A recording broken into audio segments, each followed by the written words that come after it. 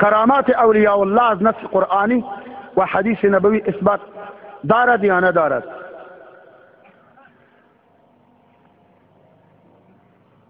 کرامت یک امر حقیقی و واقعی است که از نصوص قرآن ثابت است. سوره بقره در حکایت حضرت مریم رضی الله عنها قصه طولانی است. وقتی که به کفالت حضرت زکریا علیه السلام تعلق میگیره، بل بیت المقدس برایش محراب و معتکف میسازه، در اونجا عبادت خدا را میکنه.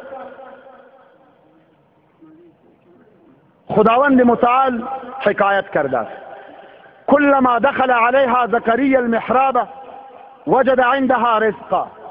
هر آینه که حضرت زکریا علیه السلام در محراب حضرت مریم داخل می شد، در پیش مریم روزی ها و میوه های مختلف، رزق های مختلف نهاده می بود.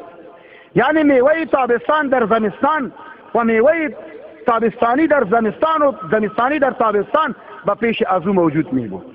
حضرت زکریا تعجب می کنه: یا مریم انا لک هذا، ای از کدام جای، از کدام طرف می آید؟ او در جواب میگه: من عند الله، از جانب خداوند متعال می آید. نص قاطع قرآنی است. این کرامت یک زن که ولی است، پیامبر نیست، سراغ در زن پیامبر نداریم. این از جمله اولیاء الله است. خداوند برش کرامت داده است که رزق هوایی برش می آید، رزق هوایی برش می آید و او را نوش جان می کند. در این قسمت به کرامات اولیاء اشاره کردن که هیچ یک از مسلمان ها، حتی همین وهابی ها و سلفی ها و غیر مقلدی ها، هیچ کسی به کرامات اولیاء منکر نیست. چطور کسی میتونه منکر باشه که این از آیات قرآن ثابت است؟ کسی منکر این نیست. البته این گروه سیفیه، همینطور که در مناظره ای که چند ماه پیش با هم داشتیم، کرامت را بعضا اختیاری میدانند.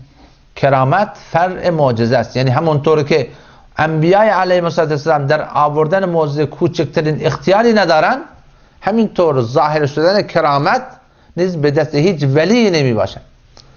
همینطور که در خود قرآن میاد که از زبان انبیا بیان شده که وما کان لنا ان نأتیکم بسلطان الا باذن الله.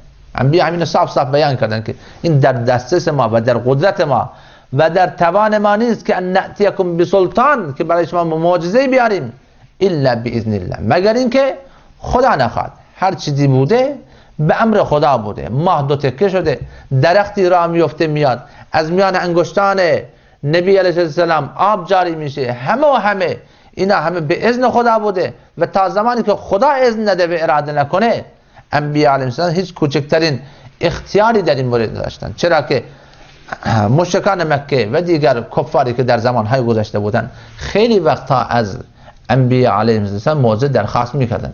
پیامبران با زبان بی زبانی همین نمی گفتن که وما کان لنا ان نأتیکم بسلطان الا باذن الله. دست ما نیست. اگر دست ما بود بس ما برای شما می آوردیم. اگر خدا نخواد ما نمیتونیم برای شما بیاریم. لذا این بحث معجزه و کرامت را هیچ کسی منکر نیست و جماعت تبلیغی بر این قائل است. و یکی از بهترین قسمت هایی که در رایوند جماعت تبلیغی اونجا ایراد میشه همین کرامت هایی است که در مورد خود همین جماعت به وقوع پیوسته، همین گروه جماعت تبلیغ. چه کرامت هایی که در این گروه الله متعال با امدادهای غیبی خودش ظاهر کرده. و یکی از کرامت های بزرگ علمای جماعت تبلیغ همین علمای جماعت تبلیغ هستن که از قبر خیلی از این بزرگواران بعد از اینکه از دنیا رفتن خوشبویی بیرون آمده، خوشبویی بسیار خوب که کاملا اطرافیان متوجه شدن که بله اینا اولیاء الله بودن که الله متعال چنین کراماتی را بعد از مردن اینا از قبرهای اینا ظاهر کرد. قسمتی دیگر را با هم میشنویم و میرسیم به شباهت دیگر این بزرگوار.